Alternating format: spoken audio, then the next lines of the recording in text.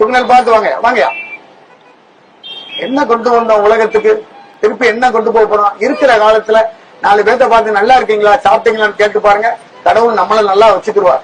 காசு என்னையா காசு? காசு வேணும், பொருள் வாங்குறதுக்கு தான் காசு. காசை விட மனுஷங்க முக்கியம். மனுஷங்கிட்ட அன்பாகவும் பாசமாகவும், அப்பா அம்மாட்ட சந்தோஷமாகவும், சம்சாரம் பிள்ளைகிட்ட பாசமாகவும் நடக்கும். பிள்ளை குட்டிகளை சந்தோஷமா வச்சுக்க கடவுள் நம்மள நல்லா வச்சுக்கிடுவார். எடுத்துவாங்க சார். வாங்க தலைவா வாங்க. குட் மார்னிங் வாங்க. வாங்க தலைவா பொறுமையா வாங்க. படிக்கிறதெல்லாம் பரீட்சைக்கு வராது, நினைக்கிறதெல்லாம் வாழ்க்கையில நடக்காது.